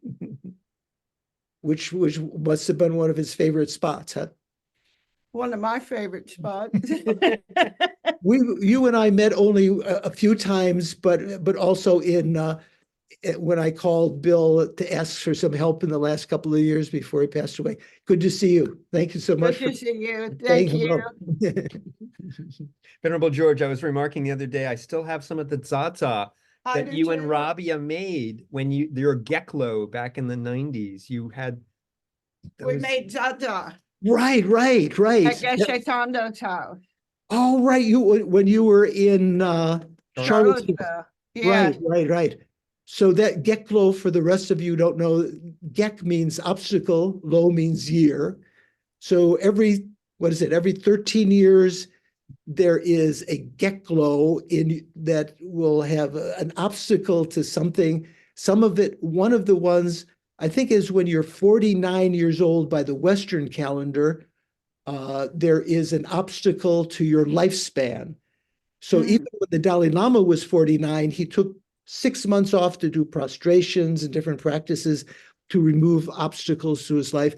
Many of us do things like making long life satsas, releasing animals like minnows and worms, or larger things, larger animals, to overcome, any kind of karma that might foreshorten your life. And Robbie is remembering when I was there on my 49th year in Charlottesville. I'm now 78. That we made satsas together. So thanks, Rabia, for that. Remember. Yes. Thank you. Yeah, thanks. Thank you. Okay, before we dedicate the merits, thanks, Paul, for that interaction. Anyone have any questions? Yeah, Snehi. George, you were explaining the Tibetan for that word determinate correlation. Right. Was that the word sosor nepa? Yes. So is the word correlation in the Tibetan the nepa? Well, it is, determinate? first of all, it is the Tibetan translation of a Sanskrit word, because this is coming from Chandrakirti, who wrote in Sanskrit, right? So right, it's okay. Pratinayama, Okay. Ayama, and so it's hard. So the prati in Pratinayama definitely means sosor, because when we talk about prati moksha, it's sosor tarpa, and the niyama is the ngepa. What is ngepa generally, Paul, in Sanskrit? Yeah, but Or John? Nishchaya, like Not niyama, right? not normally niyama. This I think soso ngepa can be like, as you said, pratiniyama or pratiniyata, and but I'm not sure what normally ngepa is in. Isn't it vinischaya, like as in definite something? I don't know, Paul. Yeah, I think that's usually something like nishchaya or something So like that. here the ngepa doesn't necessarily mean definite the way that we usually think, but how did Jimpa translate it? Would you say Determinative correlation. Correlation. Determinate Yeah. correlation. Yeah. So that's to be investigated. It's interesting that in the notes that Jimpa gives, in a lot of places he explains words, but there's some of these really tricky ones he doesn't. But I think that's more, his may have more flavor than Jones' literal translation of the Tibetan as definitely different or definitely distinct. Yeah, niyama, I think, means something like to restrain or to restrict, something like Right. that. And when we talk about the breathing and so forth. Right. Okay, so complicated things. Hey, George, I have one thing. Just Okay. so it makes it into the recording and the FPMT can correct their error. The Kasara that they were describing, the FPMT said it was the stamens of the lotuses. It's actually correct in Jimpas. It's the pistil of the lotus that has the ovaries from which seeds are Okay, you're expert in this. So what's the difference between a pistil and a stamen? The pistil is the female organs of the flower comprising the stigma, style, and ovary, whereas the stamens are the male component that produces the pollen that pollinates So the the ovary. stamens are standing up, Mhm. and the pistils And are. so the pistil's in the middle. It's like a kind of a vase shaped usually, but that's where the ovaries are, and the pollen gets into there usually from a pollinator insect, and then the seeds are born from the ovaries. Thank you for that clarification. Wow, we're getting lots of information. I just wanted to just to finish before we dedicate to say, meditation, like the motivation at the beginning, meditation on emptiness. Who wants to attain enlightenment wouldn't meditate on emptiness? When when you see all of the soap operas going on in the world, in politics and so forth, even in our own lives, discussions at least in America, Thanksgiving, Easter, Christmas with the relatives, arguments and, different things like this, kind of like a soap opera. Remembering what Kirti Senchar Rinpoche used to say about watching TV or watching the movie, you stand back and you see all of this looks like it's real. You get so invested in it if you don't realize that it's just a projection of your mind, that it's empty of inherent existence. If you stand back and you see in the movie theater everything is projected onto the screen, or in your living room you see that the soap opera, that Dr. So-and-so is having this affair behind the back of his lover or something like this, and you're getting angry and so forth. It's exactly the same in our lives, our own soap operas, arguments and unhappiness and so forth. Just to remember, we don't need to be unhappy about what's going on, about politics and so forth. So I just wanted to share that. Look forward to seeing you on Monday, some of you. Maybe more of you might want to come. We have some I think we've had some riveting things. What do you think, Nadine? Just in that regard, I should say one last thing. I know we've got over 3:15. We were talking about whether the mere I appears to ordinary beings. Also, we were talking about whether the mere I is realized by sentient beings. So I was discussing with my dear friend, Venerable Steve, who many of you may know recently when Ling Rinpoche was in California. Did you see Steve, Don? Were you at Ling Rinpoche's teaching, Venerable Steve? Yes. I don't know if was anyone else there in San Francisco? So people over there. Venerable Steve, looking very distinguished. We were discussing this, and so I'll read you what he said. By searching for the person with a conventional analysis, you will find the person, and finding it means realizing it. Right? So when we talk just in general, we're not talking about mirror or anything, just talking about searching for the person with conventional analysis. Where is Don? Don is in California. Where is he? In his house? Where is he? In that room in the library? That's Don. You point to Don.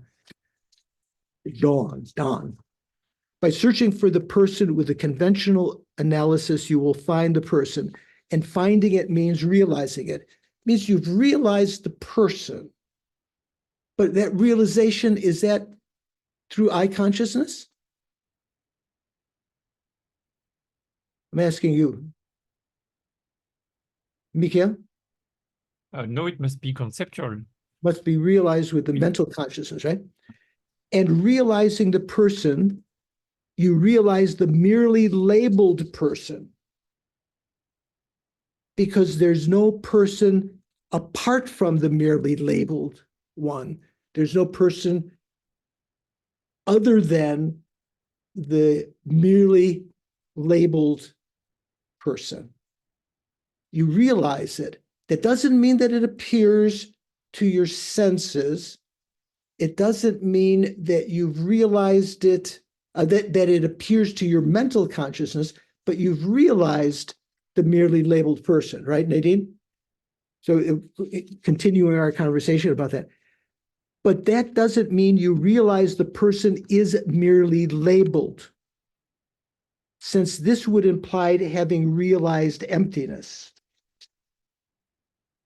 So an ordinary person who's not realized emptiness, they've realized the merely labeled person, but they haven't realized that the person is merely labeled. You have to think about that.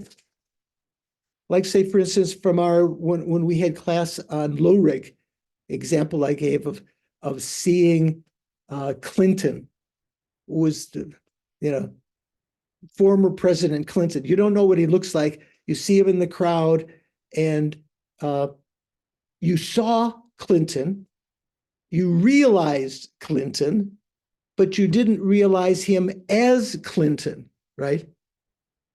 Or do you remember the story I told you about the restaurant I went to in California where Robert Redford came in with a date? It was a summer in Northern California.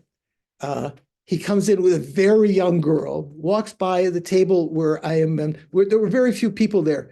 And he sort of looks at me because I'm in my Tibetan robes, and he walks on. And my friends who had taken me to dinner, friends from San Francisco, were like really excited, and they said, and I said, who's that? Why are you so excited? And they said, that's Robert Redford. And so I'd realized Robert Redford, the person, right? But I didn't realize him as Robert Redford, right? So similar to that. And the last thing Steve said, like when you realize the person, you realize the impermanent person. When you realize the person, you realize the impermanent person because they're of one nature, but not necessarily that the person is impermanent, which would be a deeper realization. Okay, I'll leave you with that. If you're interested, I may make a PDF just if you say, what did he say? I'll share that with later. So thank you very much. Let's dedicate our virtues, collection of merit and wisdom. Due to these virtues, Gewadi, may I quickly become a Guru Buddha and lead all migrators, all wandering beings without exception into that enlightened state. May these merits bring about that, my achievement in enlightenment, with the consequence of then being able to lead all beings into that same kind of everlasting enlightened state. May the supreme precious bodhicitta that has not arisen arise and grow, and may that which has arisen not diminish, but increase more and more. And wouldn't it be wonderful if the prayer for the swift return of Khapa Lama Sopa Rinpoche could be achieved the result of that could be achieved soon. That would be such a balm for our minds. Peerless teacher and assembly of children of the victorious ones, Shravakas, Pratika Buddhas, victorious Losang, father and sons, together with your lineages, all the objects of refuge of infinite realms, please now bestow the virtue and goodness to accomplish this prayer. In upholding and spreading the Muni's precious and complete teachings through explanation and practice. Lama Zopa explained the teachings. It also demonstrated how to put them into practice. You wore the armor of patience that is never discouraged. Incomparable, venerable Guru, to you I make request. You who are the sole gateway, gurus in general, sole gateway through which all benefit and happiness emerge, while striving exclusively for the welfare of the victorious one's teachings, the Buddhist teachings, as well as for mother living beings, you suddenly departed to peace. You passed away at this, I lost hope. Nevertheless, through the undeceiving truths of the oceanic blessings of the three jewels and the great waves of the bodhicitta of the bodhisattvas, the mind generation of the children of the victorious ones, may the smile of a new reincarnation swiftly beam in glory for us fortunate disciples. And to all our teachers, present and primordial, you who were my eyes for viewing all the infinite scriptures, supreme gateways for fortunate ones traveling to liberation, engaging with skillful means motivated by mercy, spiritual friends, all illuminating spiritual friends, please live long and stable lives.